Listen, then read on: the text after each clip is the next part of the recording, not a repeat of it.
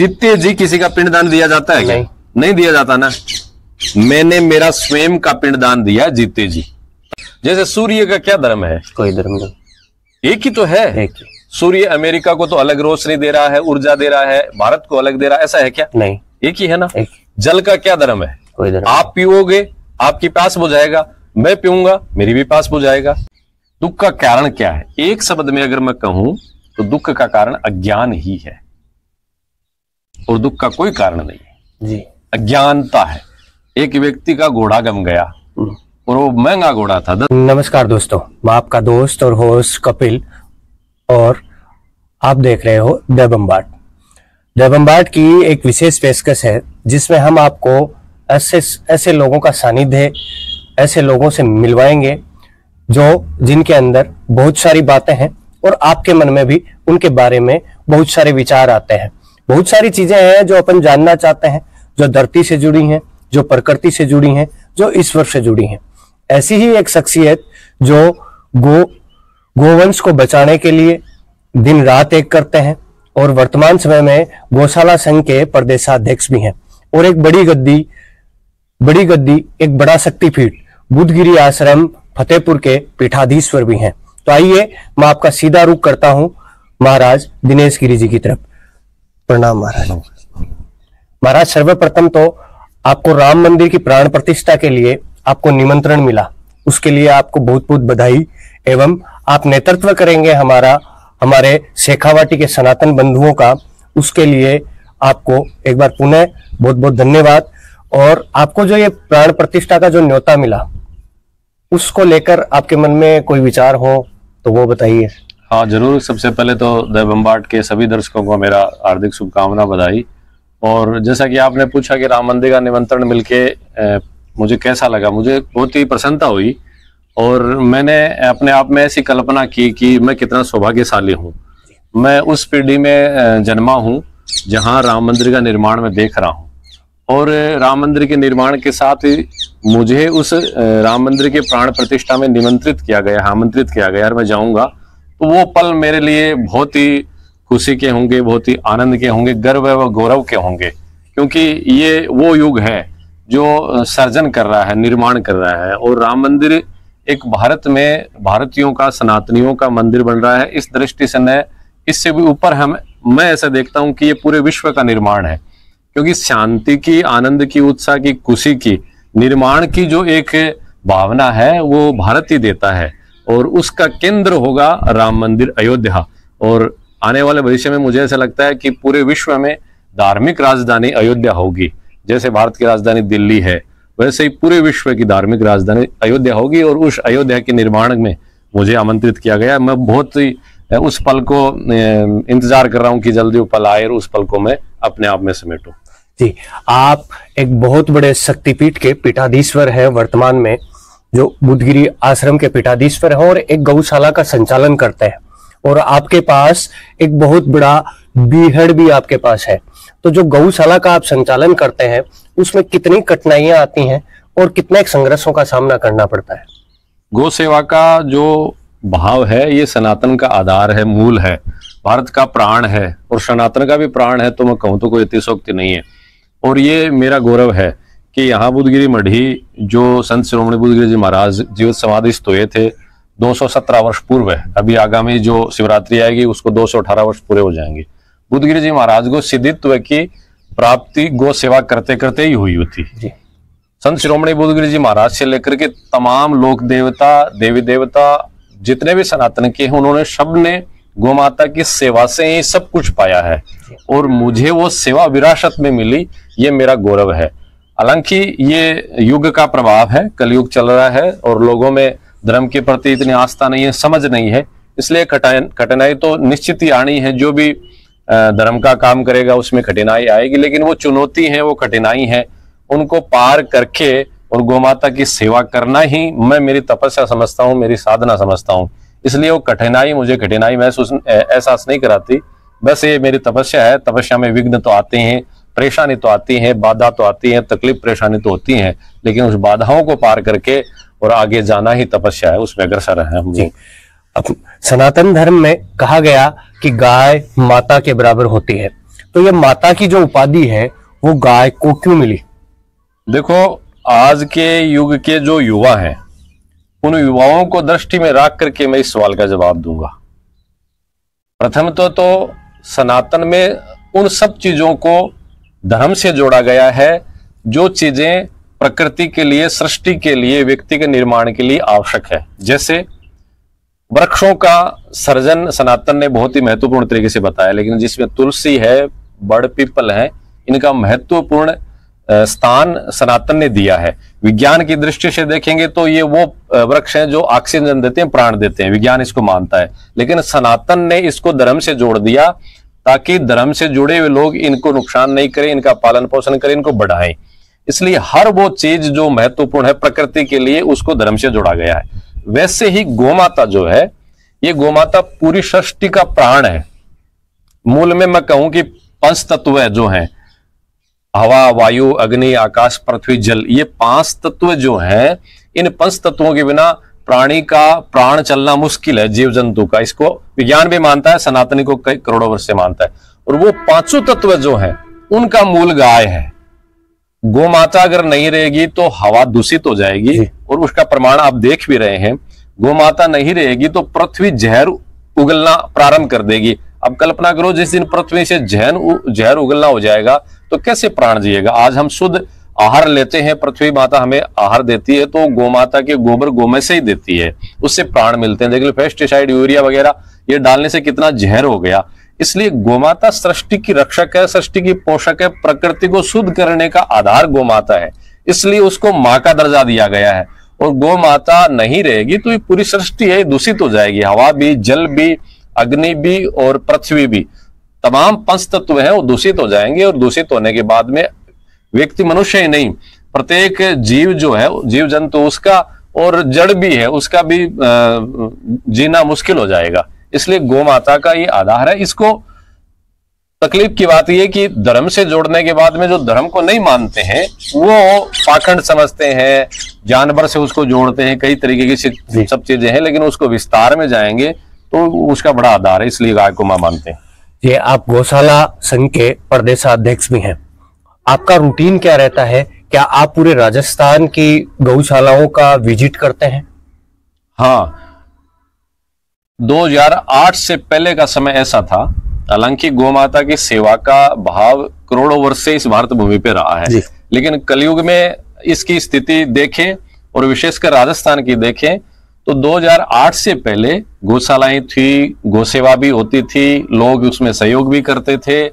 लेकिन एक संगठित तरीके से और विशेषकर सरकारी स्तर पे जो गोमाताओं के लिए कुछ होना चाहिए वो जीरो था। 2008 से पहले किसी व्यक्ति को यह बात पूछी जाए कि सरकार से गौशालाओं को स्थायी अनुदान की व्यवस्था करने का विचार, गो मंत्रालय सरकार बनाए, इसका विचार जीरो था, किसी की कल्पना भी नहीं थी। लेकिन पूज्य पथवेड़ा महाराज जी की प्रेरणा सानिध्य से राजस्थान गौ सेवा समिति के सानिध्य में 2008 में सबसे प्रथम ये एक विचार उभरा कि सरकारी स्तर पे गौ मंत्रालय का गठन हो और सरकार जितने भी गोचर भूमियां हैं, वन, आगोर, नर, नाड़ी, ये जितनी भी भूमियां जो गोमाता की भूमि थी, इन भूमियों को सरकार ने अतिक्रमण किया है। गाय की भूमि थी, गाय की भूमि को सरकार ने कब्जा कर लिया, उसके एवज में अनुदान के रूप में और सरकार गौशालाओं को अनुदान दे, उस मिशन को लेकर के चले थे। और आश्चर्य करेंगे, ये दर्शकों के लिए भी नई बात है, आजादी के बाद 17 वर्ष बीतने के बाद में सरकारें, चाहे वो राज्य की हो चाहे केंद्र की हो, सरकारों की ये विचार दृष्टि में कोई था नहीं कि गौ मंत्रालय बने। बड़ा आश्चर्य होता है कि सरकारी स्तर पे आबकारी मंत्रालय बना हुआ है। आज अगर एक साधारण व्यक्ति से भी कहा जाए कि तू विचार कर भाई कि आबकारी मंत्रालय की सरकारी स्तर पर कहां आवश्यकता है, आबकारी मंत्रालय से कौन सी ऐसी चीज है जो रोजगार, चिकित्सा, स्वास्थ्य अथवा और कुछ आमजन को मिलता होगा। ये विचार एक आमजन के लिए, फिर भी आबकारी मंत्रालय बना हुआ है। लेकिन गौ माता कृषि के लिए भी, किसानों के लिए भी बहुत उपयोगी है, उसके लिए कुछ रिसर्च हो, कुछ शोध हो, कुछ का अलग डिपार्टमेंट हो, कहीं कल्पना नहीं थी। लेकिन उस कल्पना को लेकर राजस्थान गौ सेवा समिति 2008 प्रारंभ हुई और आज वो दिन है कि पूरे भारत में पहला प्रदेश है राजस्थान जहां गौ मंत्रालय बना हुआ है अलग से, और उसके लिए स्थायी अनुदान की व्यवस्था है। पिछले वर्ष 1000 करोड़ रुपए राजस्थान की 3200 गौशालाओं को, जिसमें 10 लाख से अधिक गोवंश है, उसको मिला है। तो ये कार्य राजस्थान गौ सेवा समिति ने संगठित होकर गौशालाओं को साथ जोड़ करके किया है। उसके लिए मीटिंगे, प्रवास, आना जाना, धरना प्रदर्शन, आंदोलन, ये वो सब चलते रहते हैं, उसी का परिणाम है। लेकिन मेरे जीवन के लिए ये एक बड़ा, जो मैं कहूं कि मुझे जीवन में क्या प्रमुख मैंने पाया, तो ये जो है, मैं अपने आप को बहुत बड़ी एक वो देखता हूं कि मेरे जीवन से और जीवन के समय से लगाने के बाद में राजस्थान में एक सरकारी स्तर पे गौशालाओं के लिए जो कार्य हुआ है वो अद्भुत है, जिसके लिए 17 वर्षों में किसी ने सोचा नहीं। जी, अपन बात करें कि आप गौशाला संघ के प्रदेशाध्यक्ष हैं, तो आने वाले समय में आपके विजन और आपका मिशन क्या होगा? हाँ, इसमें हमने प्रारंभ में कुछ महत्वपूर्ण 5 बिंदु लेकर हम चले थे, जैसे गौ मंत्रालय की स्थापना हो और गौशालाओं में जितना गोवंश पल रहा है उसको सरकारी सहायता राशि मिले और गो तस्करी के कठोर कानून बने और गोचर भूमियां है गोमाताओं के लिए आरक्षित हो। तो इसमें 2 जो बिंदु हैं, एक तो गो तस्करी के कानून और केंद्र गो हत्या पे पूर्ण प्रतिबंध लगाए, और गोचर भूमि है जो गोमाता के लिए आरक्षित हो, गोमाता वहां रहे। ये 3 विषय हैं, अभी तक इन पे काम हो नहीं पाया है। तो अब जो हमारा लक्ष्य है वही रहेगा कि पूर्ण गो हत्या पे प्रतिबंध लगे इस भारत में, और जितनी भी गोचर भूमियां हैं वो गोचर है सरकारी स्तर पे, उसमें कई तरह के नाम है, जैसे शिवाचक भी बोलते हैं, चारागाह भी बोलते हैं, वन विभाग भी बोलते हैं, आगोर, नाड़, लाड़ी, कई तरह के नाम है। लेकिन जितनी भी सरकारी लैंड है वो सारी गोमाताओं के लिए आरक्षित हो, गो अभ्यारण्य बने और गो हत्या पे प्रतिबंध लगे और गो तस्करी के कठोर कानून बने। ये 3 बिंदु हैं, इन पे हमको काम करना है और इस पे ही हमारी पूरी समिति लगी हुई है, लगेगी। क्या आपको नहीं लगता कि भारत जैसे सनातनी धर्म को मानने वाले देश में गाय को राष्ट्रीय पशु का दर्जा मिलना चाहिए? हाँ, ये बात वैसे मैं बोलना नहीं चाह रहा था, क्योंकि एक उत्साह का, उमंग का माहौल है पूरे भारत में, इसलिए कि राम मंदिर बन रहा है। इसलिए उस उत्साह उमंग के माहौल में एक दर्द भरी बात बोलने में उचित नहीं समझता था, लेकिन आपने छेड़ दी उस बात को, इसलिए मैं उसको भी बात रखूंगा देश के लोगों के सामने। निश्चित जो भारत सहित पूरे विश्व के हिंदू हैं उनको एक अपार प्रसन्नता की बात है कि राम मंदिर बन रहा है। 492 वर्ष बाद में राम मंदिर के निर्माण को हम देख रहे हैं, प्रसन्नता का विषय है और मैं भी स्वयं भी उसमें प्रसन्नता में शामिल हूं। लेकिन दूसरी तरफ जो दुख की बात है वो ये है कि भगवान राम स्वयं गोमाता के आशीर्वाद से ही इस धरती पे अवतरित हुए थे, उनका अवतार हुआ था। राजा दिलीप की संतान नहीं थी जो राम के पूर्वज थे, कामधेनु माता का उनको आशीर्वाद मिला और उनके संतान हुई, उसी वंश परंपरा में आगे चल के भगवान श्री राम का अवतार। कोई भी व्यक्ति नकार नहीं सकता कि भगवान श्री राम का अवतार इस धरती पे पूज्य वेदलक्षणा गोमाता के आशीर्वाद से ही हुआ है। तो आज हम लोग सब प्रसन्न हैं, लेकिन राम जी क्या सोच रहे हैं? राम जी ये सोच रहे हैं कि मैं तो उस भव्य मंदिर में बैठूंगा, लेकिन मेरी आराध्या, राम जी की आराध्या पूज्य वेदलक्षणा गोमाता आज भी भारत भूमि पे कट रही है कत्ल खानों में। दुख भरी बात है, दर्द भरी बात है। करोड़ों हिंदुओं को ये सोचने की बात है कि राम मंदिर बने, उसके साथ ही मैं तो कहता हूं राम मंदिर बनने से पहले, बहुत पहले हो जाना चाहिए था, लेकिन अभी भी प्राण प्रतिष्ठा के तुरंत बाद भी केंद्र सरकार गो हत्या पे पूर्ण प्रतिबंध लगाए। उस राम मंदिर का निर्माण भी सार्थक तभी होगा जब गो हत्या पे प्रतिबंध लगेगा, क्योंकि भारत का प्राण गाय है, गाय अभी भी कट रही है कत्ल खानों में। दुख की बात है, लेकिन पीड़ा कहां है और ये हो क्यों नहीं रहा, इसको समझने की बात है। जनता की भावना राम मंदिर के पीछे जुड़ी, इसलिए उस भावना को वोट के रूप में कन्वर्ट करने के लिए सरकार ने राम मंदिर बना दिया जी। लेकिन सरकारों की ऐसी दृष्टि है कि जनता की गो हत्या पर प्रतिबंध की भावना नहीं है, और सच है। आम जन गोमाता के प्रति आस्था रखता है, लेकिन गो हत्या पर पूर्ण प्रतिबंध लगे इसके लिए लोगों की भावना नहीं बनी, इसलिए उस पर प्रतिबंध नहीं लग रहा। जैसे राम मंदिर के प्रति भावना है, वैसी गो हत्या पर प्रतिबंध की भावना जिस दिन देश के लोगों की हो जाएगी तो गो हत्या पर प्रतिबंध लगेगा, लेकिन नहीं लगा। ये दुख की बात है, दर्द की बात जी। आप सनातन धर्म का प्रतिनिधित्व करते हैं, सनातन धर्म के बारे में ऐसा कहें कि बहुत सारे लोग जिज्ञासा रखते हैं, बहुत सारे जिज्ञासु लोग हैं जो सुनना चाहते हैं कि सनातन धर्म क्या है।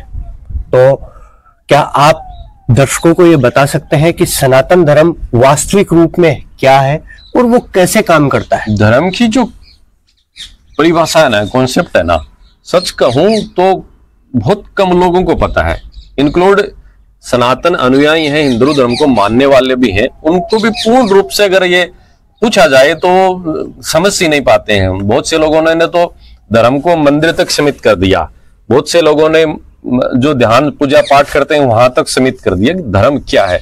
और ये सच है, आज के युवाओं को और विशेषकर सभी लोगों को धर्म की परिभाषा समझनी बहुत ही आवश्यक है।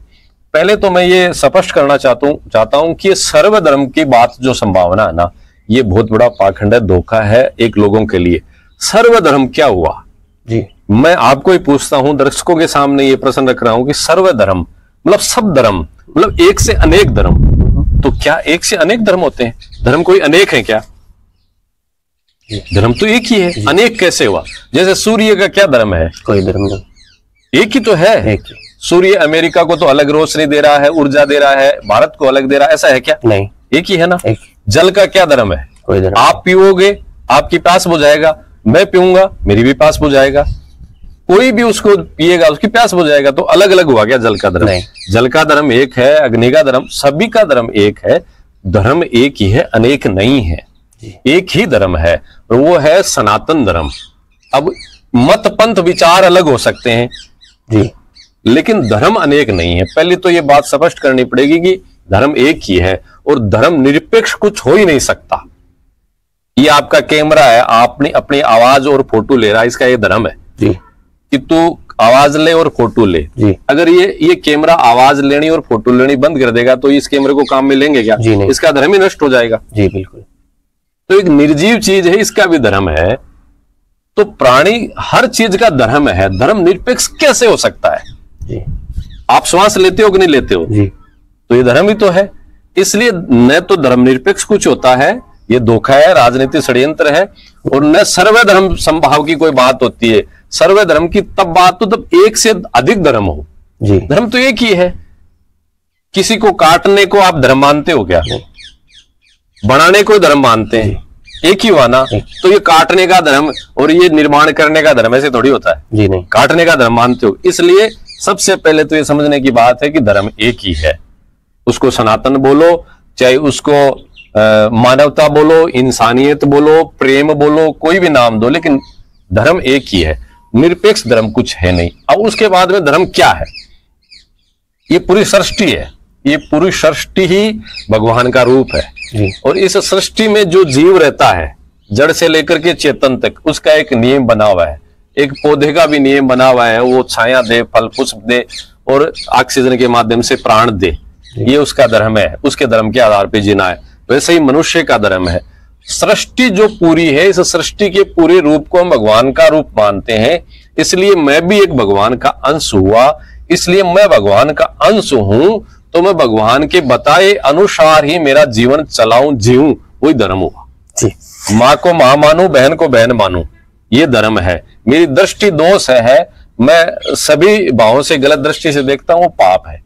इसलिए धर्म की परिभाषा को समझना है और सीमित मंदिर तक कर दिया। उससे निकल करके मैं कह रहा हूं कि अभी आप जहां बैठे ना, यहां भी आपका धर्म है।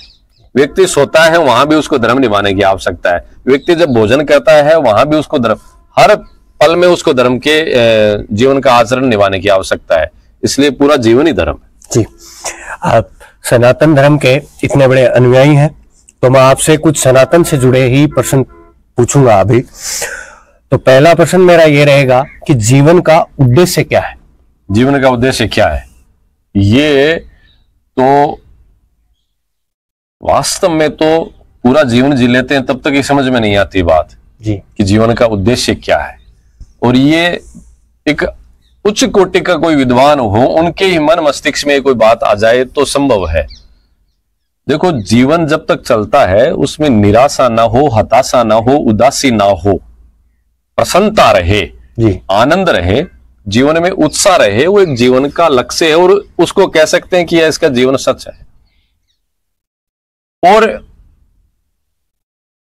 मनुष्य जीवन मिला है और सनातन पुनर्जन्म को भी मानता है।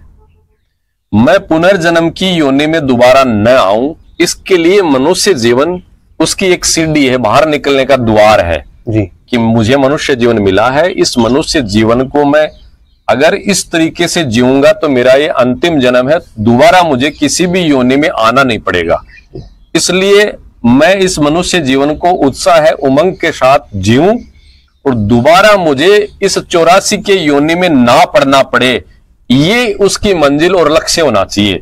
ऐसा नहीं कि मैं इस जीवन को इस तरीके से जिया कि पुनर्जन्म मुझे मिला तो किसी पशु के रूप में मिला, गधे के रूप में, शोवर के रूप में मिला, ऐसा लक्ष्य ना हो। ये जीवन का अंतिम जन्म हो, इसके बाद में जन्मों का जो चक्कर है वो ना मिले, ये लक्ष्य होना चाहिए जी।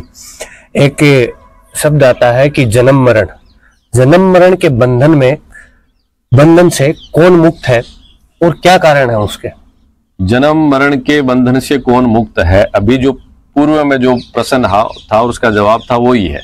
जन्म मरण के बंधन से वही मुक्त है जो इस जन्म को अंतिम मानकर और सनातन के पूर्ण आधार से वो जीवन जीता है, तो वो जन्म बंधन से मुक्त हो जाएगा। उसका जीवन जन्म मरण दोबारा होगा ही नहीं, मुक्त हो जाएगा। मोक्ष प्राप्ति जिसको अपन कहते हैं ना कि इसको मोक्ष प्राप्त हो गया, वो बंधन से मुक्त हो जाएगा, नहीं तो इस 84 के चक्कर में चलता रहना पड़ेगा। आप भी बहुत लोगों से मिलते हैं और आप उन लोगों से भी मिलते हैं जो दुखी हैं और आपको कहते भी होंगे कि महाराज मैं दुखी हूं। तो संसार में जब ईश्वर ने इस संसार की रचना की, सब कुछ ईश्वर के हाथ में है, तो उसने इस पृथ्वी के लिए, इस पृथ्वी पर निवास करने वाले लोगों के लिए, जानवरों के लिए दुख बनाया ही क्यों? वास्तविक रूप से दुख है क्या और इसे बनाया क्यों? हमसे तो अधिकतर लोग दुखी मिलते हैं, प्रसन्नता वाले तो कोई मिलता ही कम है। 100 लोग मिलते हैं तो उसमें से 80 वही मिलते हैं जो दुखी हैं। क्योंकि ये साधु समझ लो या गुरु समझ लो, व्यक्ति के जीवन में वो स्थान है उसके लिए कि वो अपने नजदीक से नजदीक भाई, माता पिता अथवा पत्नी को भी वो दुख की बात नहीं बताता, वो साधु को, गुरु को जाके बता देता है। इतनी उसकी श्रद्धा विश्वास है, इसलिए हमारे पास तो दुखी लोग मिलते हैं। दुख का कारण क्या है? एक शब्द में अगर मैं कहूं तो दुख का कारण अज्ञान ही है और दुख का कोई कारण नहीं है जी। अज्ञानता है। एक व्यक्ति का घोड़ा गम गया और वो महंगा घोड़ा था, 10 लाख का, और वो व्यक्ति गांव में जाकर के प्रसन्नता से लड्डू बांट रहा है और खुश हो रहा है। गांव वालों ने पूछा, अरे तू क्या काहे की प्रसन्नता, खुश क्यों हो रहा है? बोला मेरा वो घोड़ा था ना 10 लाख का, वो गम गया, इसलिए मुझे खुशी हो रही है, मैं लड्डू बांट रहा हूँ। गांव वालों ने पूछा, ये तो आश्चर्य की बात है, इतना तेरा महंगा घोड़ा था, तेरा पूरा जीवन उससे चल रहा था, वो गम गया, खो गया, और तू खुश हो रहा है।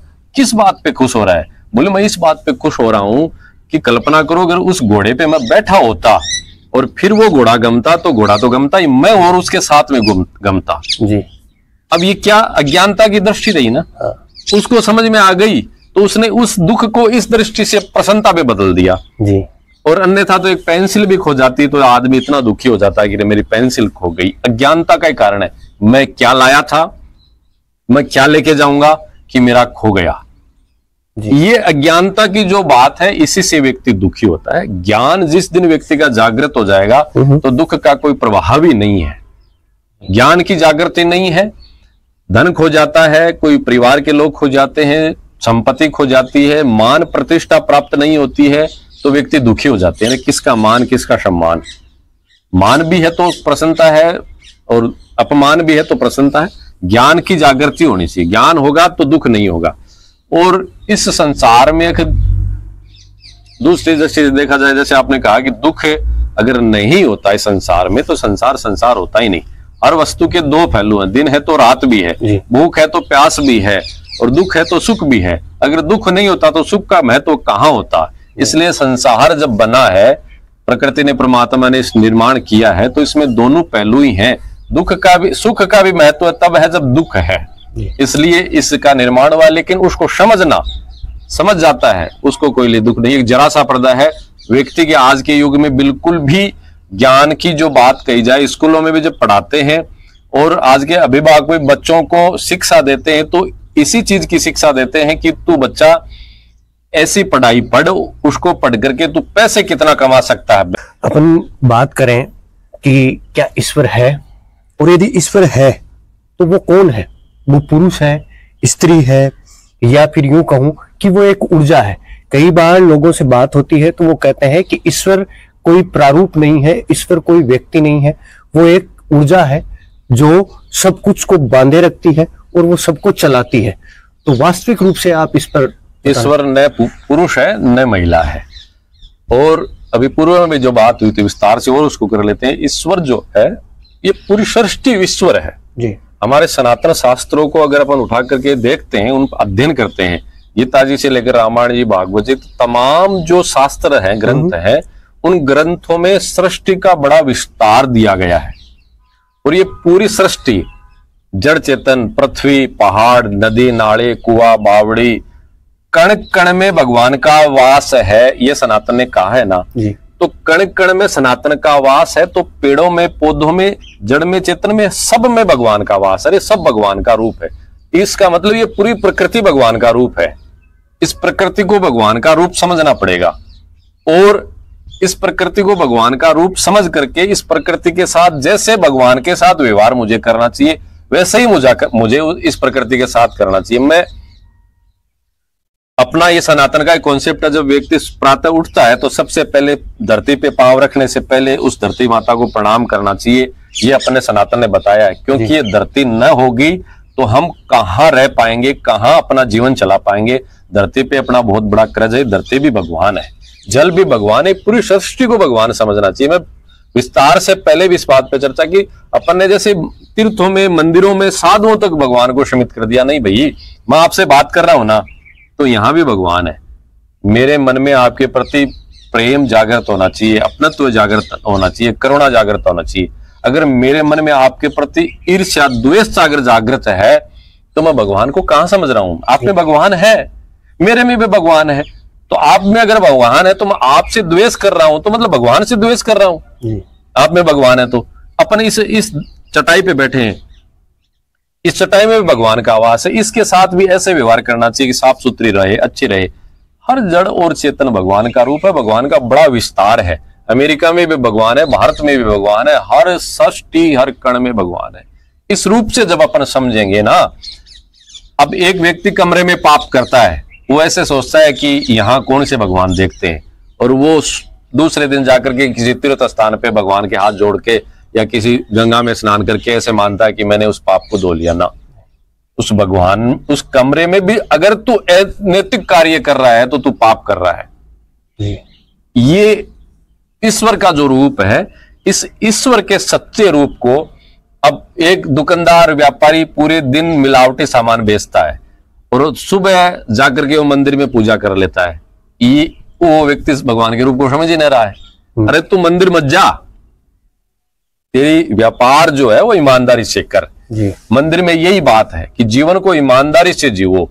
आप 364 दिन पाप करोगे और एक दिन जाकर के मंदिर में स्वामणी, प्रसाद, अनुष्ठान, यज्ञ, स्नान करके आप ये मानते हो कि मैंने पाप धो लिया, ये मूर्खता है जी। मेरे जीवन का प्रत्येक आचरण, श्वास में मुझे भगवान के साथ व्यवहार कैसे करना चाहिए वैसे मैं करूंगा, तो मैं समझ पाऊंगा कि सच्चा भगवान है। इसलिए तो ये पाखंड का विस्तार हो गया। ये रूप है भगवान का। तो फिर राक्षस कौन है, दैत्य कौन है? यदि ईश्वर है तो दैत्य भी है। हाँ। आपने कहा कि रात है तो दिन भी है, तो दिन है तो रात है, तो दैत्य कौन है, राक्षस कौन है? एक व्यक्ति घर से निकला और उसका विचार बना कि मंदिर जाऊंगा, ये देवता है। और एक व्यक्ति घर से निकला और उसका विचार बना कि मैं मदिरालय जाऊंगा, दारू के ठेके पर जाऊंगा, ये राक्षस है। इतना ही है, इसको विस्तार और कर सकते हैं। सर्जन का भाव देवता है और दुर्जन का भाव राक्षस है। एक ही शरीर में दोनों चीजें बिल्कुल रहती हैं। एक शब्द आता है भाग्य, तो ये भाग्य है क्या? वास्तविक रूप से भाग्य है या फिर कर्म? दोनों का ही महत्व है। गीता जी में कर्म करो, फल की आशा मत करो, ये बहुत बड़ा विस्तार से उसको समाया गया है। तो कर्म करो और कर्म के आधार पे ही आपके भाग्य का निर्माण होगा। इसलिए कर्म का भी महत्व है और भाग्य का भी महत्व है। किसी व्यक्ति को अनायास ही ऐसी चीजें मिल जाती हैं और जब अपन सोचते हैं कि देखो इसका भाग्य कैसा तेज था, नहीं, उसने 40 वर्ष अपने जीवन में अवश्य कोई मेहनत की है, उसके लिए प्रयास किया है और वो प्रयास, मेहनत का जो भाग्य उदय आज हुआ है इस फल के रूप में उसके लिए मिला। इसलिए कर्म भी अपने आप में बड़ा महत्व है, लेकिन भाग्य जो है वो कर्म का ही आधार है। कर्म करेंगे उसके आधार पे ही बेस भाग्य का बनता है। क्या इस संसार में धर्म से बढ़कर भी कोई चीज है? धर्म से बढ़कर तो क्या चीज है इस संसार में? धर्म में सब कुछ है, धर्म में सब कुछ समा जाता है। धर्म में प्रेम भी है, धर्म में वैभव भी है, धर्म में प्रसन्नता भी है और धर्म में सब कुछ है। धर्म ही सब कुछ है। धर्म के आधार पे कोई व्यक्ति जी लिया जीवन तो उसका जीवन। क्या धर्म रक्षार्थ यदि हम कोई गलत काम करें, जैसे कोई अपने धर्म पर आघात पहुंचाता है और हम उसे मार दें या फिर कोई गलत काम कर दें, जैसे कि उसको कोई चोट पहुंचाए या फिर उसको हार्म करें, तो क्या उसका हमें पाप लगता है? धर्म रक्षार्थ यदि अपन ने हथियार उठाया हो तो भगवान श्री राम अपने पूरे जीवन काल में कितने राक्षसों का उन्होंने संहार किया जी। रावण से लेकर के तमाम इतने कितने राक्षस थे उस समय, दैत्य थे, विधर्मी जो थे, धर्म को नहीं मानने वाले थे, जनता को प्रताड़ित करते थे। आसुरी जो शक्तियां थी उनको नष्ट करने के लिए भगवान श्री राम से लेकर भगवान श्री कृष्ण तो स्वयं उनके मामा थे, कंस मामा थे जी, उनका भी उन्होंने उद्धार किया। धर्म रक्षार्थ अपन कुछ भी करते हैं उसका पाप लगे, ऐसा अगर अपन सोचते हैं तो फिर भगवान राम, भगवान श्री कृष्ण, सभी देवताओं ने, और इस युग में भी अपन आ जाएं तो लोग देवता तेजाजी महाराज, पाबूजी महाराणा प्रताप, शिवाजी, उन्होंने धर्म रक्षार्थ क्या क्या नहीं किया। इसलिए धर्म रक्षार्थ प्राण भी जाएं तो धर्म की पालना ही है, और धर्म रक्षार्थ प्राण लिए भी जाएं तो धर्म की पालना ही है जी। साधु सन्यासियों को भी अलग अलग रूपों में बांटा गया, जैसे कि आप अलग अलग क्यों कहूं कि पंथों में बांटा गया। जैसे आप गिरी हैं, कहीं नाथ होते हैं, कई नंद होते हैं और कई अघोरी पंथ का भी अनुसरण करते हैं। तो इनमें जो अंतर है वो क्या है? क्योंकि अपन ज्यादातर देखें तो सभी शिव के उपासक देखे जाते हैं, भगवान शिव को ज्यादा मानते हैं, तो फिर इनमें अंतर क्या है? ये बांटना नहीं कह सकते इसको, ये व्यवस्था है जी। व्यवस्था की दृष्टि से जिस व्यवस्था में जो सन्यासी जी रहा है उसको वो इनाम मिल गया, इसलिए इसको बांटना न कर करके एक व्यवस्था की दृष्टि से, जैसे अब अपन फतेहपुर में रहते हैं तो अपने को फतेहपुर वाला ही कहा जाएगा जी। तो वैसे ही शिव को मानने वाले शिव उपासक हो गए, भगवान कृष्ण को, विष्णु को मानने वाले स्मार्त हो गए, वैष्णव हो गए, अलग अलग इसका पंथों का नाम पड़ गया। जिस महापुरुष के अनुयायी हुए उनके अनुयायियों का वो नाम पड़ गया। और सन्यास परंपरा में 4 कोटि हैं, जैसे हमारी सन्यास परंपरा है, इसमें हम हंस भी एक श्रेणी है, परमहंस भी एक श्रेणी है और बौद्धिक भी एक श्रेणी है, और जो आश्रम बगीचे बना करके रहते हैं उनकी कुटीचर वो भी एक श्रेणी है। जैसे परिवारजक है, एक स्थान पे निवास नहीं करते हैं, मैं 5 दिन यहाँ रहा, बौद्धिक मैंने दिया, प्रवचन ज्ञान दिया, फिर अगले स्थान पे चले गया, तो वो एक बौद्धिक श्रेणी में संत आते हैं। और कई ऐसे परमहंस हैं, उनको स्वयं कल्याण की साधना के लिए जीवन जीना है, वो परमहंस हो गए। आश्रम बना के कुटियाधारी जो साधु हैं उनको कुटियाधारी कहा जाता है, जो आश्रम बना के रहते हैं। इसलिए श्रेणियां हैं, इन श्रेणियों में जो जीवन जीता है उसको वही नाम मिल गया, इसको बांटना नहीं कह सकते जी। ये एक दृष्टि है। जैसे कि कोई गृहस्थ आश्रम में रहता है, जैसे कोई व्यक्ति है वो गृहस्थ आश्रम में रहता है, तो क्या वो ईश्वर की सेवा कर सकता है? हाँ, क्यों नहीं कर सकता। गृहस्थ आश्रम हो या सन्यास आश्रम हो, वानप्रस्थ ब्रह्मचारी कहीं भी हो, ईश्वर की सेवा तो हम जहां भी रहें उस पे कर ही सकते हैं। और गृहस्थ जो जीवन है वो तो सन्यासी से ज्यादा सेवा कर सकता है जी। इसलिए गृहस्थ जीवन अपने आप में एक सनातन के निर्माण का ही जीवन है। इसलिए ये तो कोई सोचे कि मैं गृहस्थ जीवन में रह करके भगवान का भजन नहीं कर सकता, नहीं, बहुत अच्छे से कर सकते। मुख्यतः अपन देखें तो साधु संतों की जो वेशभूषा होती है वो केसरिया रंग होता है, या यूं कहूं कि भगवा रंग होता है। भगवा रंग सूरज की जो सुबह की पहली किरणें होती हैं उनके जैसा बिल्कुल एग्जैक्ट कलर वही होता है। तो सूर्य को देखकर ये समझ में आता है कि वो सिर्फ देने वाला है, सूर्य हमसे कुछ लेता नहीं, सिर्फ हमें देता है। तो क्या साधु संतों में जो ये रंग धारण किया उसका मतलब तो समझ में आता है कि साधु संतों का मतलब ये निकल के आता है कि वो तुम्हें सिर्फ देंगे। अब वो कैसी भी स्थितियां हो, जैसे कोई अज्ञानता से भरा व्यक्ति है उसको ज्ञान देना हो गया, या फिर कोई मदद करना, या जैसा भी। लेकिन कई बार अपन देखते हैं कि रेलवे स्टेशनों पर या फिर बाजारों में बहुत सारे साधु संत, या फिर यूं कहूं कि भगवा पहन करके कुछ लोग भीख मांगने का जो काम करते हैं, तो वो परंपरा क्या उचित है? नहीं, कतई उचित नहीं है। वो कालने में बोलते हैं उनको। भगवान सन्यासियों को पोशाक जो मिली है, भगवान कलर जो मिला है, कलर का एक अपने आप में बड़ा महत्व है और इसको एक ड्रेस भी कोड कह सकते हैं।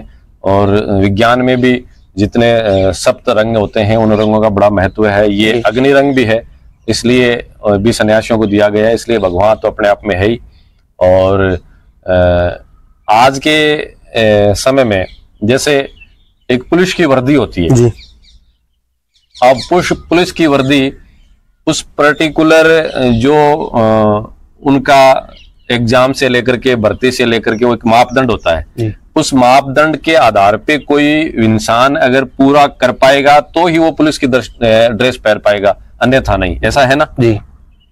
बिना कोई एग्जाम दिए पास किए कोई पुलिस की वर्दी पहन सकता है क्या? नहीं। सेना की वर्दी पहन सकता है? नहीं। मापदंड है, उस मापदंड के बाद में ही आप वो ड्रेस पहन सकते हो। वैसे ही भगवा पोशाक जो है इसका भी एक मापदंड है सन्यासी का। वैष्णव, वैरागी, दशनामी सन्यासी, नाथ संप्रदाय जो भी है उनका एक मापदंड है। उस मापदंड को पूर्ण करके ही वो सन्यासी इस भगवा वेश को धारण कर सकता है। इसके अलावा बिना मापदंड के किए हुए कोई इंसान व्यक्ति ने, जैसे आपने नाम लिए प्लेटफॉर्म आदि पे, धोखा है, स्वयं के साथ धोखा है और उनके कारण से एक समाज में बड़ी भारी पाखंड की स्थापना हो रही है, दुख की स्थापना हो रही है। एक बड़ा चिंतन का विषय है जी। हनुमान जी महाराज जब लक्ष्मण जी को वो बाण लगा तो वैद्य जी ने कहा कि इनको तो वो एक पहाड़ पे सरजीवन बूंटी है, वहां लाकर के इनको लगाएंगे तब ये ठीक होना संभव है। और वो भी सूर्य उदय होने से पहले पहले लेकर के आए तब भी संभव है। कौन जाएगा लेने? बोले हनुमान जाएगा। हनुमान जी तैयार हुए। रावण को पता चला कि हनुमान जी वो संजीवन बूंटी लेकर आ रहे हैं। रावण ने वो कालनेमी राक्षस एक भेजा कि वो हनुमान जी को रोक पाए। उस कालनेमी ने भगवा वेश धारण किया था। दूसरी तरफ सीता जी का जब अपहरण हुआ, हरण हुआ, रावण स्वयं आया। किस रूप में आया? साधु के वेश में आया ना। तभी तो अगर रावण सच्चे अपने रूप में आता तो संभवतः माता सीता जी वहां धोखे में नहीं आते, लेकिन वो साधु का वेश में आए और वो उनका अपहरण हुआ।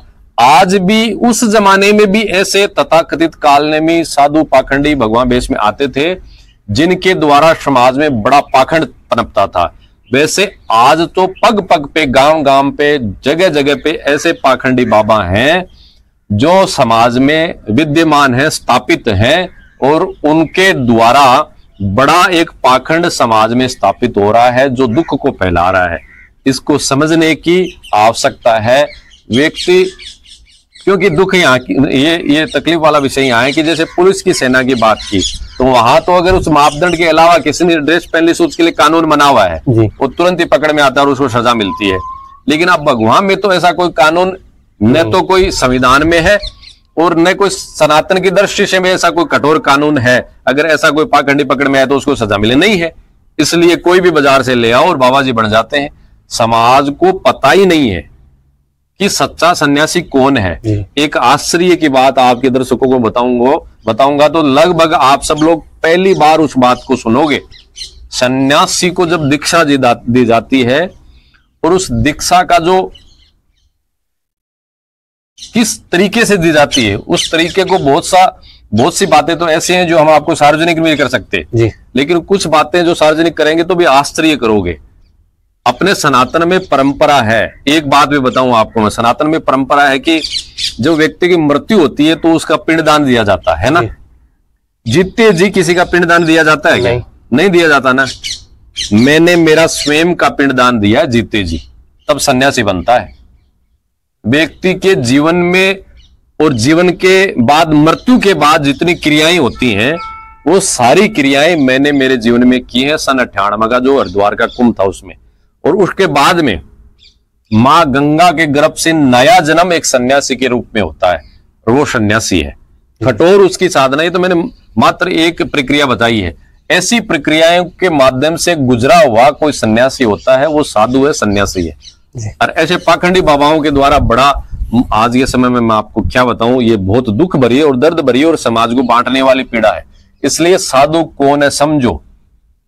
ऐसे भी जिनके बच्चों की, परिवार की सी स्थितियां जो जीते हैं, गृहस्थ जीवन का सा जीवन जो जीते हैं, वो भी सन्यासी के रूप में स्थापित होकर के, साधु के रूप में स्थापित होकर के और समाज में प्रतिष्ठा पा रहे हैं। इसलिए काल में कौन है, रावण के रूप में, भगवा पहन करके राक्षस के रूप में कौन स्थापित है, ये पहचान समाज के लोगों को करनी चाहिए, ताकि अपन उस भेद को समझ करके बच पाए।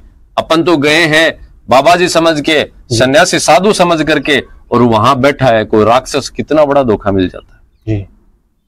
ये बात अपन बात करें तो हिंदू धर्म के धर्म ग्रंथों में एक विरोधाभास नजर आता है। लोगों को ये चीजें समझ में नहीं आती, जब कहीं बात होती है तो वो इसको विरोधाभास कहते हैं।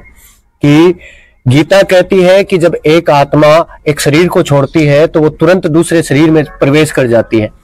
वहीं गरुड़ पुराण जो है वो कहती है कि यदि कोई आदमी अपना कर्म करेगा उसके अनुरूप उसे नरक में सजा भुगतनी पड़ेगी।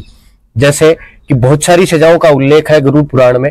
तो ये जो विरोधाभास है, ये क्यों दिखता है, इसके ऊपर आप कोई उल्लेख करें। विरोधाभास कहीं नहीं है, और विरोधाभास है तो अपन ने कब वो ग्रंथ पढ़े, न तो अपन ने गीता पूरी पढ़ी उसको समझी, न कभी अपन ने दूसरा जो आपने गरुड़ पुराण नाम लिया उसको पढ़ी। एक भी ग्रंथ सनातन शास्त्र का किसी व्यक्ति ने पढ़ा नहीं, इसलिए पढ़ाई नहीं तो उसको अपने आप या अपन विरोधाभास समझ लेते हैं। ये एक भ्रांति है जो समाज में फैली, बड़ी भ्रांति है। और बहुत बड़ा कारण ये रखता है कि विधर्मी जो लोग हैं और जो भटकाने वाले लोग हैं, वो तुरंत ही ऐसे अपने लोगों के सामने बात रखते हैं और उनको बैकफुट पे आना पड़ता है, क्योंकि उन्होंने कभी पढ़ाई नहीं, इसलिए कैसे जवाब दे पाएंगे। इसलिए कहीं भी कोई विरोधाभास नहीं है। जो गीता जी कह रहे हैं वो भी सही कह रहे हैं। जैसे जो व्यक्ति कर्म करेगा उसके हिसाब से ही उसको योनि मिलेगी, नरक मिलेगा, स्वर्ग मिलेगा, वो सब सही है। ग्रंथों में कहीं कोई विरोधाभास नहीं है, विरोधाभास अपने समझ में ही है। हिंदू धर्म को 4 वर्ण व्यवस्थाओं में बांटा गया, तो ये हिंदू धर्म को जो 4 वर्ण व्यवस्थाओं में बांटा गया उसकी जरूरत क्या पड़ी। जैसे शूद्र, वैश्य, ब्राह्मण। अपन तो गांव के रहने वाले लोग हैं जी, खेती किसानी वाली उस दृष्टि को जानते हैं जी। देसी बाजरा और शंकर बाजरा आपने सुना होगा जी, सुना है ना, और उसका अंतर भी आपने जाना होगा जी। देसी का क्या महत्व है और शंकर का क्या महत्व है। अपन देसी को बहुत शुद्ध मानते हैं, पवित्र मानते हैं, और उसका स्वाद भी बहुत मीठा होता है, पौष्टिक होता है, सेहतमंद होता है जी। और शंकर कितना खराब होता है। वर्ण शंकर की क्या बड़ी भाषा है, आपको बताने की आवश्यकता नहीं है ना। तो एक जड़ है, पेड़ पौधे वनस्पतियां जड़ है, जड़ में भी देसी और वर्ण शंकर का इतना प्रभाव रहता है। तो अगर मनुष्य है, इंसान है, तो उसमें तो कितना प्रभाव रहता होगा, आप सोचो, कल्पना करो जी। इसलिए ये वर्ण व्यवस्था, जातीय व्यवस्था, गोत्र की व्यवस्था मनुष्य की शारीरिक स्थिति, बौद्धिक स्थिति, पौष्टिक स्थिति हर दृष्टि से मजबूत हो, इसके लिए आवश्यक है जी। इसके लिए ये व्यवस्था बनाई थी कि किस गोत्र का, किस श्रेणी का पुरुष है, किस गोत्र की, किस श्रेणी की महिला है, उनका साथ में विवाह हो, उनके बंधन से जो संतति आएगी, संतान आएगी, वो बौद्धिक दृष्टि से मजबूत होगी, हष्ट पुष्ट होगी। ये जरूरी था। आज के समय में जैसे अंतरजातीय विवाह है, सम जातियों में विवाह है, ये बढ़ा है, उसके बाद से आप ये देख सकते हैं कि ये पूरा स्तर गिरा है। और एक रिसर्च आया था, एक रिपोर्ट आई थी, आप गूगल में सर्च करके देखना, पड़ोसी देश है एक, उस पड़ोसी देश के लोगों पे, इंसान पे वो रिसर्च किया और उन्होंने पाया कि इनके जीवन में नजदीकी रिश्तों में विवाह शादी होने से इनकी जो संतानें हुई हैं वो शारीरिक दृष्टि से व बौद्धिक दृष्टि से उनका स्तर भारी गिरा है जी। ये शास्त्र नहीं, विज्ञान की रिपोर्ट है, मैंने पढ़ा था ना आपने। तो इसलिए जातिवादी अपने समाज में ना हो, ये हम सब मानते हैं, जरूरी भी है, लेकिन जातियों का जो प्रभाव है उस प्रभाव को भी बंधु आप टाल नहीं सकते, उसको नकार नहीं सकते। इसलिए वर्ण व्यवस्था, जातीय व्यवस्था बहुत जरूरी है। और संत लोग ये कहते हैं बात कि वर्तमान में सनातन को दो चीजों से जितना भारी नुकसान हो रहा है ना, उतना किसी से नहीं हो रहा है। उसमें पहली तो है सह शिक्षा, लड़का लड़की के साथ पढ़ने का जो ये परिपाटी चली है, इस कारण से आज के युवाओं का चरित्र हनन हो रहा है, और उसके कारण से एक बहुत बड़ा सनातन को नुकसान हो रहा है। और दूसरा है अंतरजातीय विवाह है, दूसरी जातियों में जो विवाह करने की प्रथा चली है, ये हो सकता है आज के युवाओं को मेरी बात ना समझ में आए, लेकिन भविष्य 100-200 वर्ष बाद में इसके जो दुष्परिणाम होंगे जिसकी कल्पना नहीं कर सकते जी। अगर आप इस बात को मानते हैं कि बीज का प्रभाव है तो जी, और इस बात को आपको मानना पड़ेगा शास्त्र की दृष्टि में भी और विज्ञान की दृष्टि में। इसलिए ये वर्ण संकर औलादे कभी भी देश का और परिवार समाज का भला नहीं कर सकती। अब हम बात करें हिंदू धर्म की, सनातन धर्म की, तो सनातन धर्म में कहते हैं कि गुरु बिना ज्ञान नहीं, गुरु बिना मोक्ष नहीं। ऐसी तो जो सनातन धर्म में गुरु का क्या महत्व है? गुरु का महत्व सनातन धर्म में बहुत बड़ा महत्व है। अपन स्कूल में जाते हैं, प्रथम अपनी माँ, सबसे पहला गुरु अपनी माँ है। माँ, पिता और पढ़ाने वाले गुरु से लेकर के आध्यात्मिक गुरु तक सभी गुरुओं का जीवन में बड़ा महत्व है। अपन शास्त्र पढ़ते हैं, उससे अपने को ज्ञान प्राप्त होता है, वो भी एक गुरु का ही दर्जा है। जहां से अपने को ज्ञान प्राप्त हुआ वो ही गुरु हुए। इसलिए गुरु का बड़ा महत्व है, लेकिन गुरु की पहचान करके ही अपन गुरु बनाए, ये भी एक आवश्यक है। जैसे भी पहले सन्यासियों की, अपन ने पाखंडियों की जब चर्चा की थी, वैसे ही जब भी व्यक्ति के जीवन में गुरु बनाने की बात आए तो उसको बड़ा ध्यान रखना चाहिए कि मैं गुरु किसको बना रहा हूं। और इससे आगे बढ़ करके मैं तो एक बात यह कहता हूं कि आपको अगर गुरु बनाना ही है तो आप प्रथम तो अपनी मां को गुरु बनाओ। जिस व्यक्ति ने अपनी मां को कभी मान सम्मान नहीं दिया, गुरु का दर्जा नहीं दिया, उस व्यक्ति को बड़े से बड़े आप ज्ञानी महाज्ञानी ऋषि को भी गुरु बना लोगे तो आपको कुछ नहीं मिलेगा साहब, ये गारंटी है मेरी। आपकी मां प्रथम है, गुरु है, उसको आपने मान सम्मान नहीं दिया और बड़े साधु को आपने गुरु बना लिया। चैलेंज है मेरा, आपको कभी भी ज्ञान नहीं हो सकता क्योंकि आपने धर्म का पालन नहीं किया। आपने मां को मान सम्मान आदर और उसका जो स्थान है वो आपने दिया, आपको गुरु बनाने की आवश्यकता ही नहीं है। इसलिए गुरु बनाओ मां को, गुरु बनाओ ग्रंथों को, और गुरु बनाओ पूज्य वेद लक्षणा गोमाता को, उसकी सेवा करो। मुझे जो ज्ञान प्राप्त हुआ ना, गोमाता की सेवा से ही प्राप्त हुआ। जब मैं 4 वर्ष की उम्र थी तब मुझे सन्यास की दीक्षा मिली, और जब मेरी 16 वर्ष की उम्र थी तब मुझे इस पीठ की गद्दी पे बैठा दिया गया। तब मुझे किसी का भी ज्ञान नहीं था। 16 वर्ष की उम्र में मेरे सदगुरुदेव थे, वो देवलोक गमन हो गए। उसके बाद में मुझे कोई भी ऐसा व्यक्ति, सन्यासी साधु कोई मिला नहीं जो मुझे ज्ञान दे सके। लेकिन उन गुरुओं की अप्रत्यक्ष कृपा से, प्रेरणा, सेवा के माध्यम से जो मुझे ज्ञान प्राप्त हुआ, जो मैं शब्दों में बयां नहीं कर सकता। इसलिए गुरु की कोई को भावना है तो माँ को बनाओ, पिताजी को बनाओ, ग्रंथों का अध्ययन करो, गोमाता की सेवा करो, पाखंडियों के चक्कर में पड़ो मत। जी, सनातन धर्म में निराकार का भी एक बड़ा महत्व होता है और मूर्ति पूजा का भी एक बड़ा महत्व है। आप मूर्ति पूजा को श्रेष्ठ मानते हैं या निराकार को? पूरे विश्व में भारतीय सभ्यता, सनातन सभ्यता ही एक ऐसी है जो पत्थर में प्राण डालती है और बाकी की जितनी भी सभ्यताएं हैं वो प्राणों को भी पत्थर करती हैं जी। इसलिए निराकार और साकार में अंतर ना देख करके मैं सच्चा ज्ञान कहां से पा सकता हूं, वो दृष्टि देखनी चाहिए। मैं ध्यान लगाऊंगा, निराकार की समाधि लगा करके तपस्या कर रहा हूं तो भी मुझे बहुत कुछ प्राप्त हो रहा है, और साकार के रूप में प्राण प्रतिष्ठित मंदिर में जाकर के प्रभु की मूर्ति के आगे मैं साधना करता हूं तो भी मुझे बहुत कुछ प्राप्त होगा। इसलिए साकार निराकार की दृष्टि भेद न रख करके निराकार का रूप भी मैं समझूं और साकार का रूप भी मैं समझूं, उसको समझ करके मुझे क्या चाहिए वो मैं पाऊं, ये दृष्टि रखनी चाहिए जी। सनातन धर्म में एक भ्रांति फैलाई गई कि देवी देवताओं को बांट दिया गया, 33 कोटि के हैं, 33 करोड़ देवी देवता हैं। इसके बारे में आप कुछ कहें? वैसे तो ईश्वर के स्वरूप की अपन ने पूर्व में चर्चा की थी कि पूरी सृष्टि ईश्वर का रूप है, इसलिए देवताओं को बांटने की नहीं है। जैसे घर में परिवार में माँ है, माँ से बड़ा कोई गुरु, अभी अपन ने चर्चा की जी। तो इसका मतलब यह नहीं हुआ कि पिता का कोई स्थान नहीं है जी, पिता का भी स्थान है।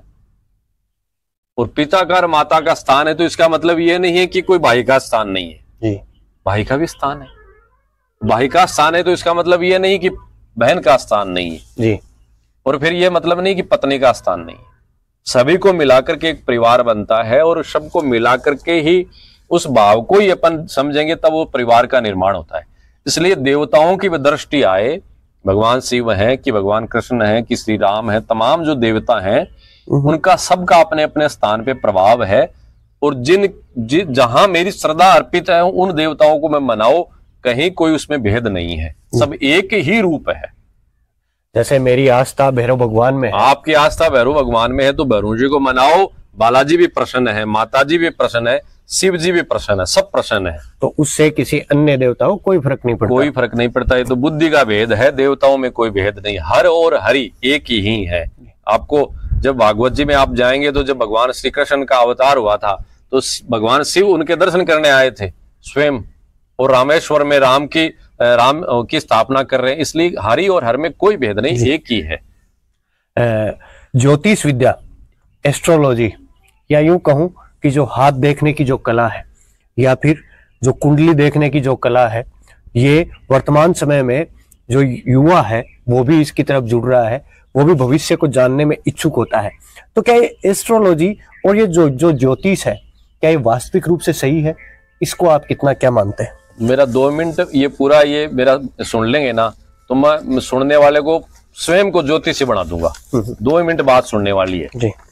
पहली बात तो भविष्य देखने की जिनके जिज्ञासा है ना, वो इस बात को पूरा सुन लो, आप स्वयं भविष्य वक्ता बन जाओगे।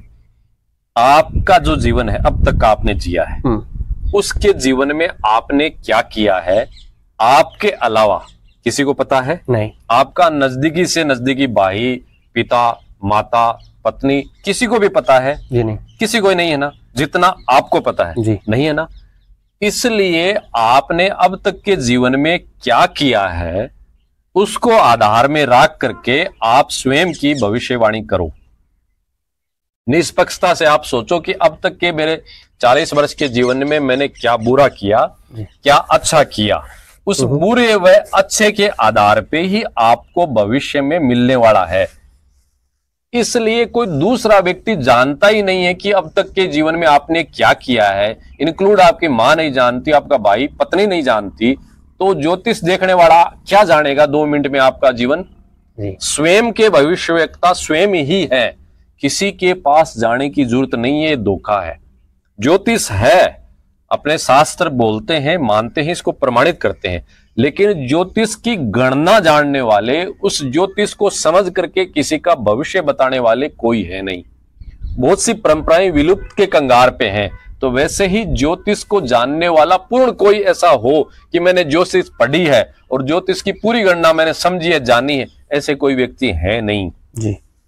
इसलिए स्वयं का भविष्य स्वयं जानो। मैं तो यही कहता हूं, मैं तो मुझे मेरी भविष्य की जब देखनी होती है तो मैं तो मेरा स्वयं का जीवन देखता हूं कि अब तक मैंने अगर पाप ही पाप किया है तो मुझे क्या प्राप्त होने वाला है? कुछ नहीं मिलेगा जी। मैंने अब तक के जीवन में शराब पी है तो कैंसर होने वाली है, किसी को पूछने की क्या जरूरत है इसमें जी। किसी को पूछने की जरूरत नहीं।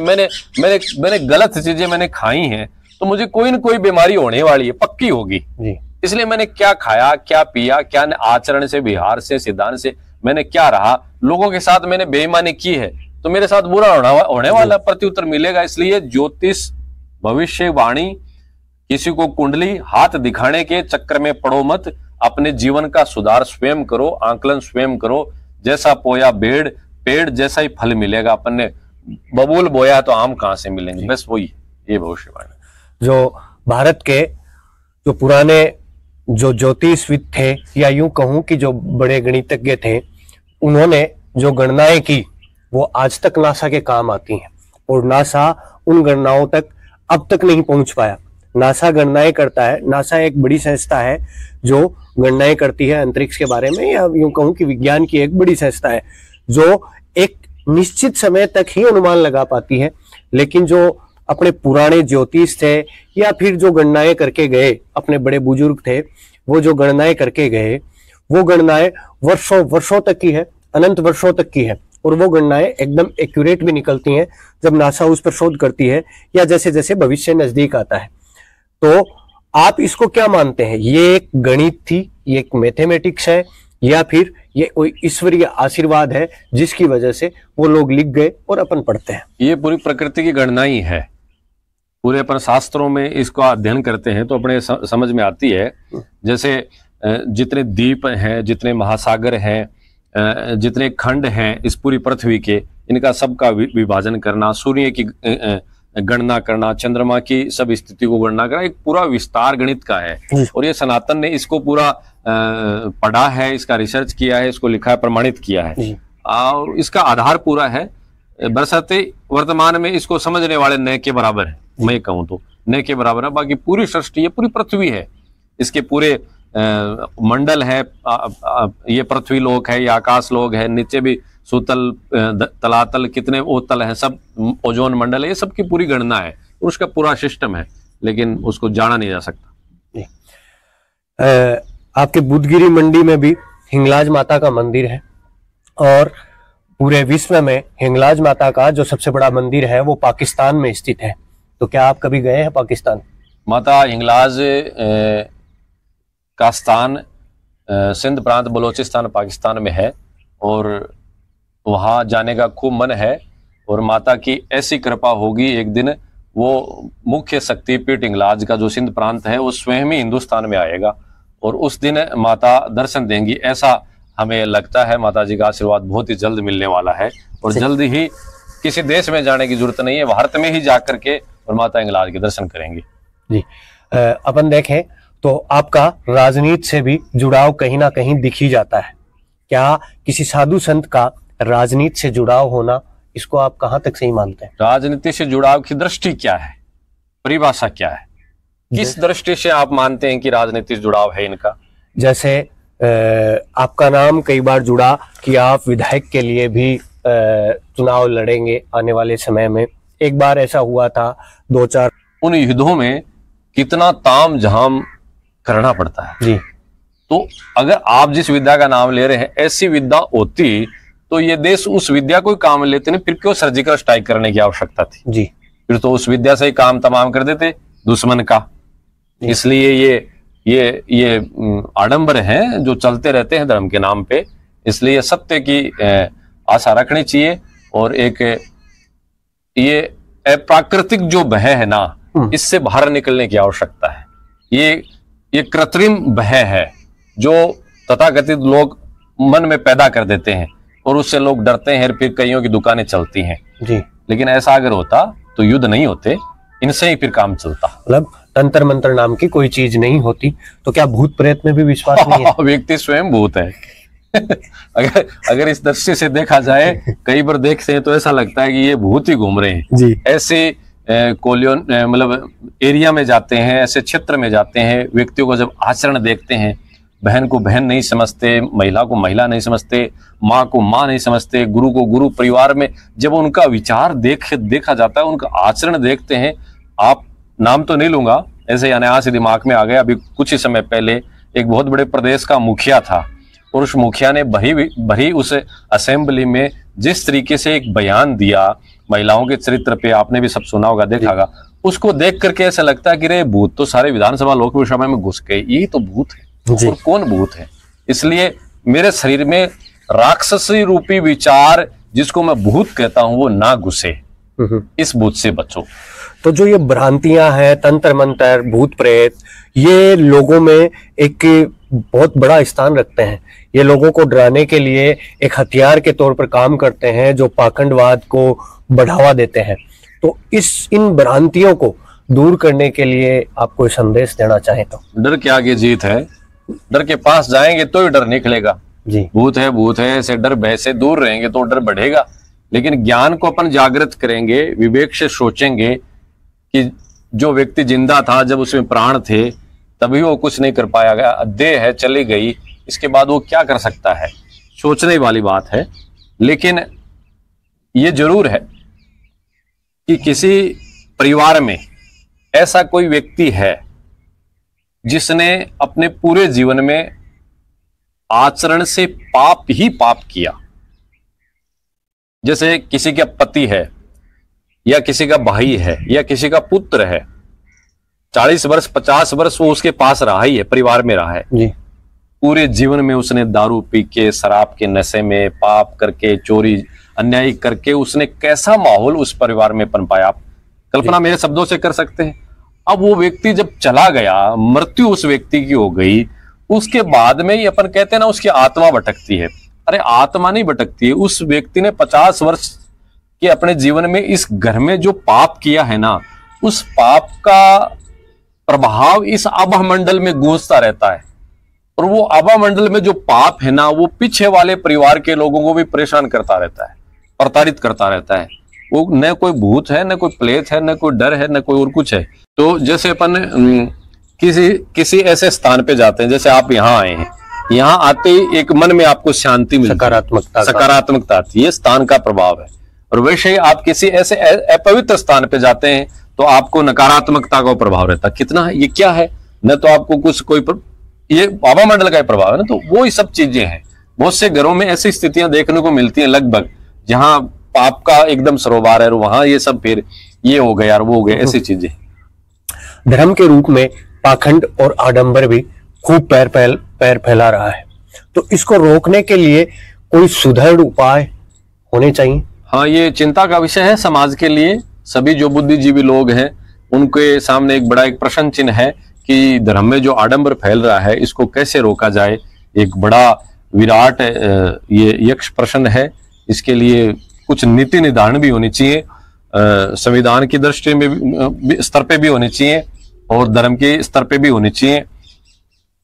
जब तक धर्म के स्तर पे इसका कोई विधान नहीं बनेगा, तब तक ये आडंबर बढ़ेगा ही, और आडंबर बढ़ने से समाज के ताने बाने की व्यवस्था बड़ी तहस नहस हो रही है।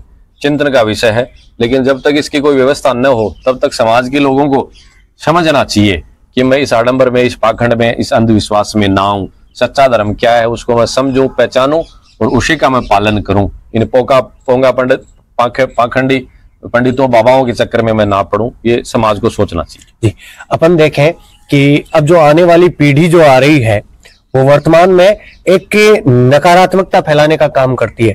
जैसे कई बार मंदिरों में देखने को मिलता है कि कोई लड़का और लड़की, या यूं कहूं कि कोई कपल है, वो मंदिरों में जाता है और वहां की जो संस्कृति है उसको नष्ट करने का कार्य जो करता है, उसके ऊपर कोई सरकारों को विशिष्ट रूप से कोई कानून बनाना चाहिए। हाँ, ये बड़ा मतलब चिंतन का विषय है। ये स्थितियां, संस्कृति का नुकसान जो बिल्कुल बहुत हो रहा है। एक गरिमा होती है, एक मर्यादा होती है।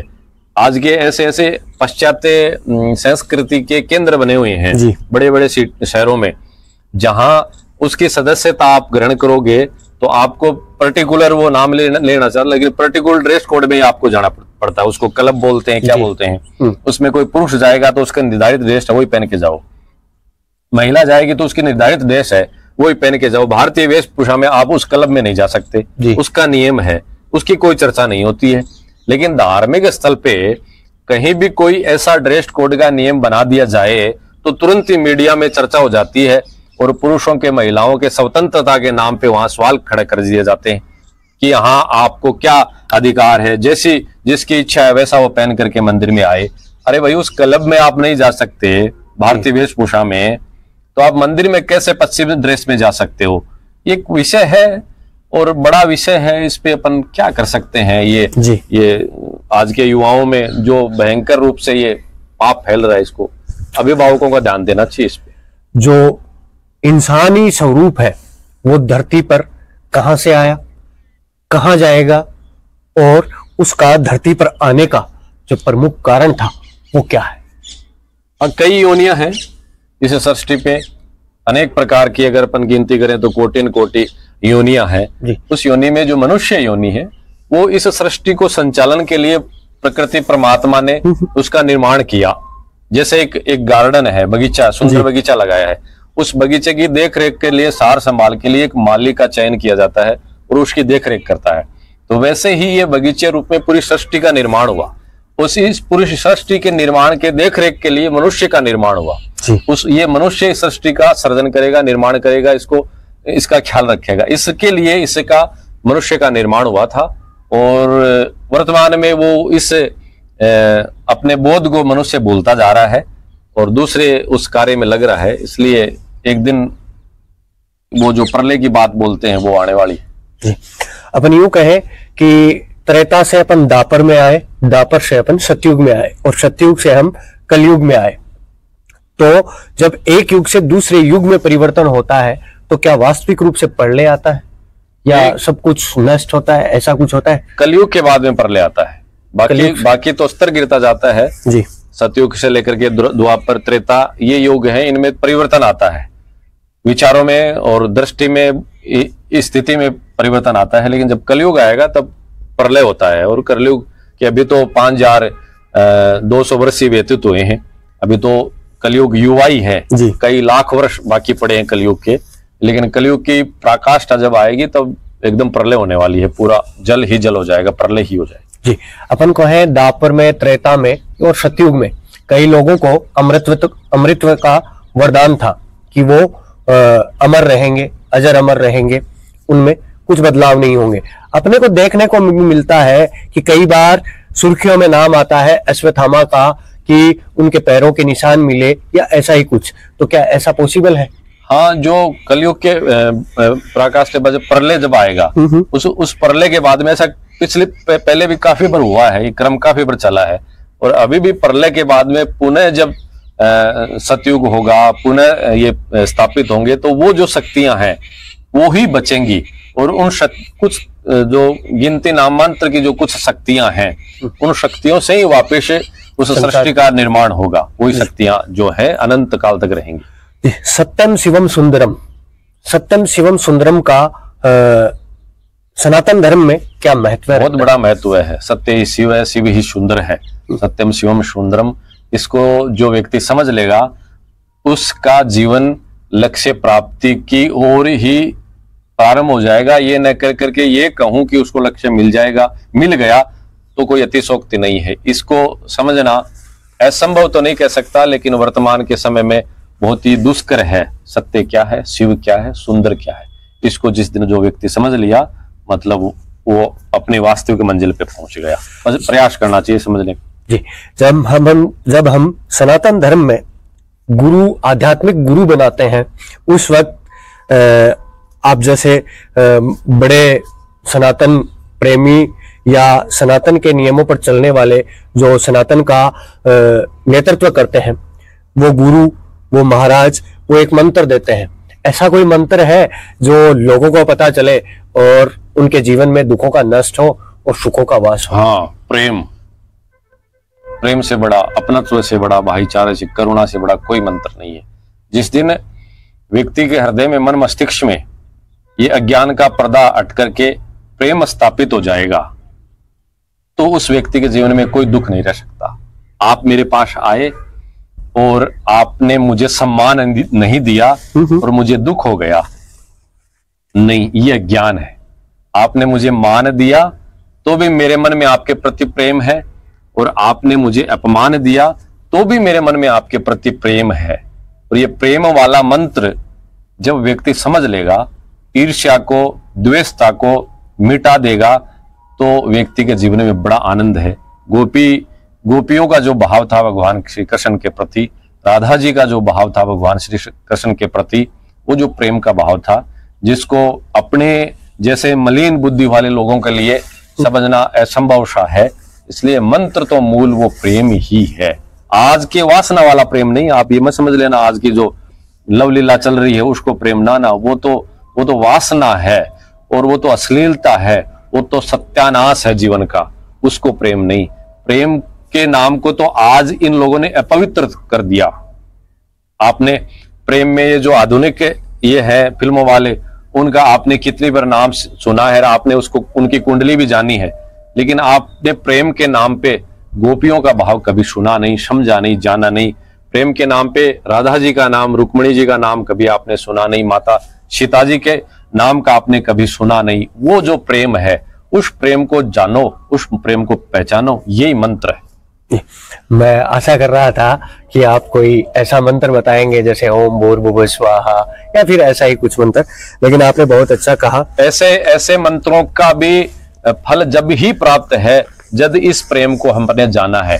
इस प्रेम को अगर नहीं जाना है तो जीवन भर चाहे आप ओम नमः शिवाय का, चाहे ओम नमः नारायण का और अनेक मंत्रों का जाप करो, आपको कुछ मिलने वाला नहीं है, वो माला घूमती रहेगी। इसलिए प्रेम के मंत्र का जाप जिसने कर लिया उसने कुछ भी नहीं किया तो सब कुछ कर लिया, और सब कुछ कर लिया प्रेम का मंत्र का जाप नहीं किया तो उन्होंने कुछ भी नहीं किया। मूल मंत्र यही है।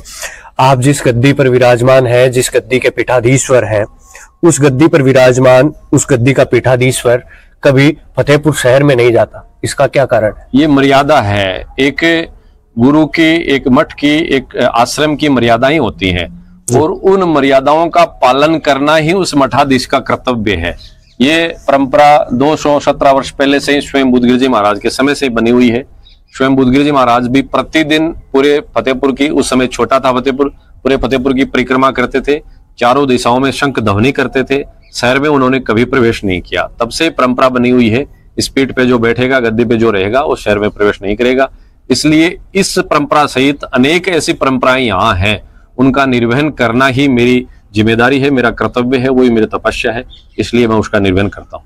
आप गोग्रास अभियान चलाते हैं, उसके बारे में दर्शकों को बताइए ताकि ज्यादा से ज्यादा संख्या में आपके साथ, या यूं कहूं कि सनातन के साथ, या यूं कहूं कि गायों के साथ, गायों के प्रति समर्पण भाव आए, लोग जुड़ सकें। गोग्रास महाअभियान की एक अनूठी कहानी है। वैसे तो मैं दोनों ही बताता हूँ। वैसे तो अपने भारतीय सनातन परंपरा में प्रतिदिन गोमाता को प्रथम रोटी गोमाता को खिलाने की परंपरा रही है। गोग्रास पहली रोटी अपन गाय को खिलाते हैं।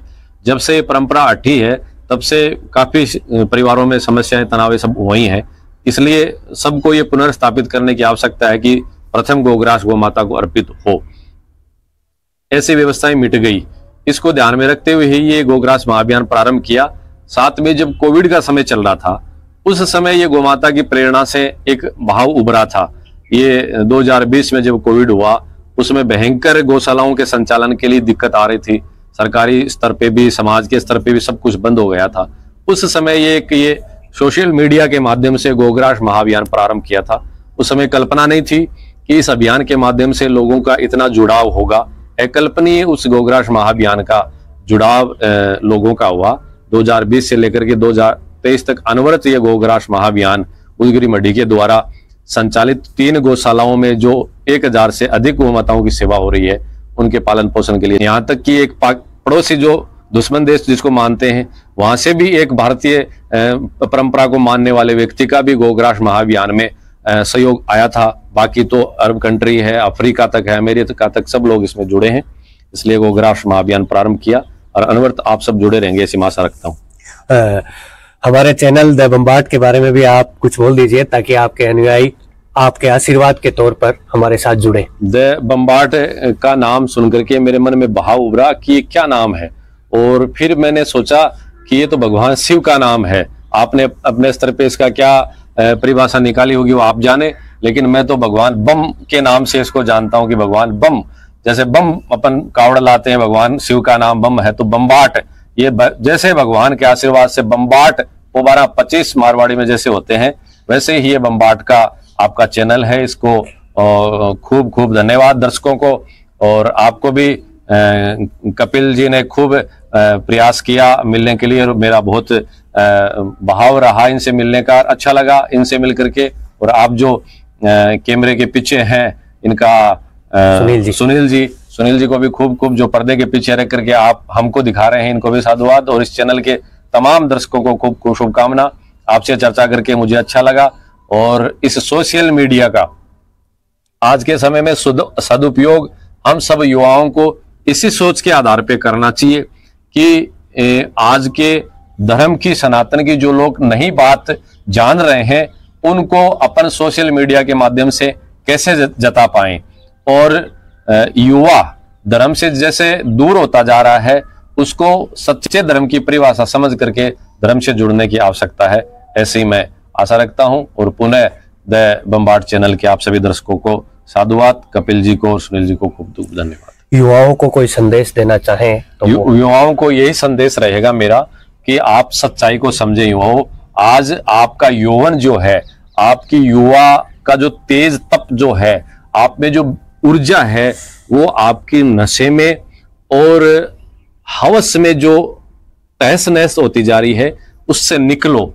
आपकी उस तेज का प्रभाव नशे में और उसमें नष्ट ना करके अपने स्वयं के निर्माण में करो।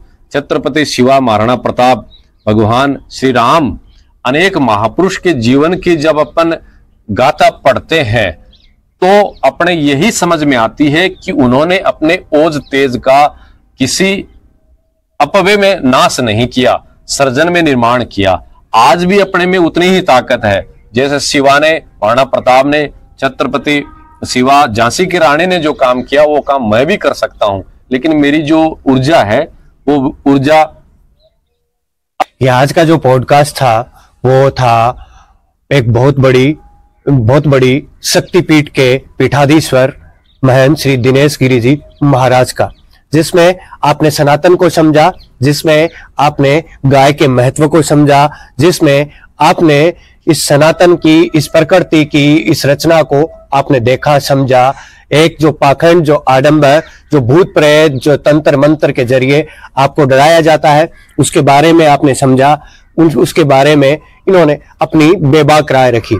ये एक धर्मगुरु है और मेरा यही मानना है कि धर्मगुरुओं को इस देश को एक बार पुनः से लड़ना होगा और इस देश को इन आडंबरों से मुक्ति दिलानी होगी, या यूं कहूं कि आजादी दिलानी होगी। क्योंकि हमारा देश जो है वो भ्रांतियों में, आडंबरों में उलझता जा रहा है लगातार।